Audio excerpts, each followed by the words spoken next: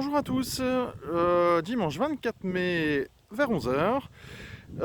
Nous avons posé les chasses-abeilles hier, donc vous voyez c'est la plaque en bois blanche entre les hausses. Donc là, le principe c'est que je vais l'intercaler entre mes hausses et mon corps. Le corps, je vous rappelle, c'est le nid des abeilles, ok, c'est la base qui reste là hiver-été.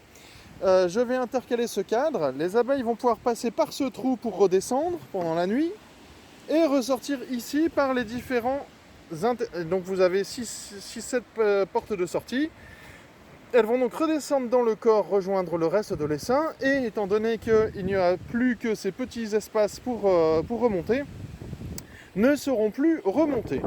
C'est donc à ça que sert le chasse-abeille. La hausse du dessous est une hausse vide que nous avons mis au-dessus du corps afin que les abeilles commencent déjà à la remplir de miel.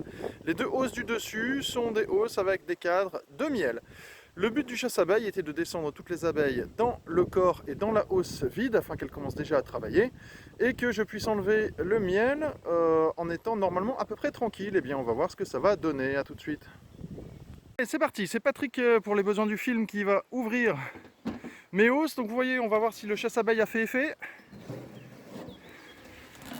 Hop.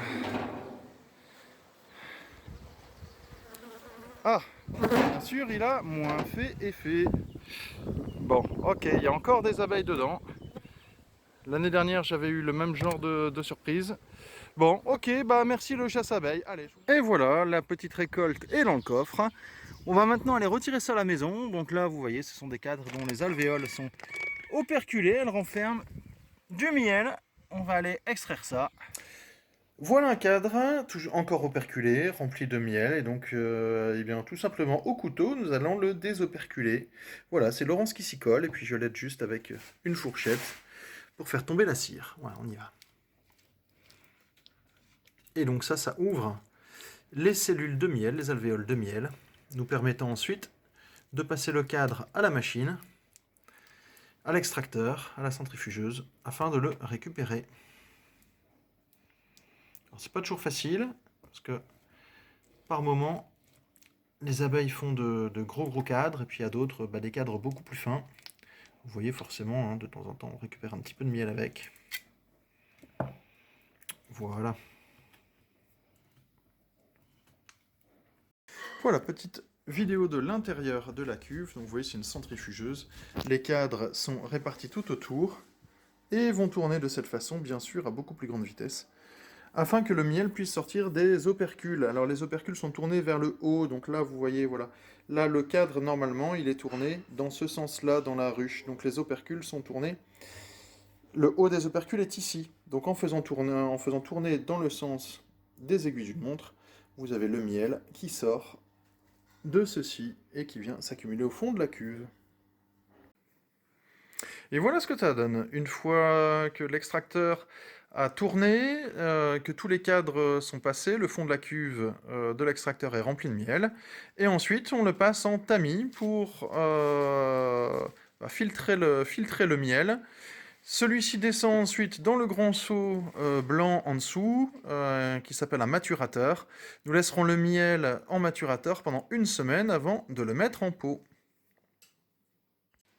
Alors, je reprends un petit film pour vous montrer que là ça fait un petit moment déjà que ça coule, le tamis, enfin les deux tamis se remplissent et pour l'instant ça ne coule pas encore dans le seau du fond parce que ce sont des tamis avec des mailles très très serrées afin d'enlever toutes les impuretés, tous les morceaux de cire qui sont partis en même temps que le miel des cadres, voilà. Et donc ça va prendre un petit peu de temps, mais ça y est, j'ai entendu une première goutte je pense.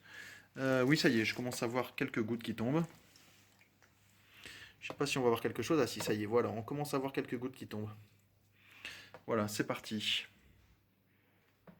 Voilà, il faut le temps que le miel soit bien filtré par les tamis avant de descendre dans le maturateur. Voilà, vous voyez ici ce qui se passe sous le deuxième tamis, c'est-à-dire le miel, qui après filtration tombe en gouttes dans le seau. Vous voyez là, ça y est, c'est parti. Le miel est bien passé d'un premier tamis au deuxième. Voilà, c'est en train de couler, et puis ça arrivera en pot et jusqu'à chez vous.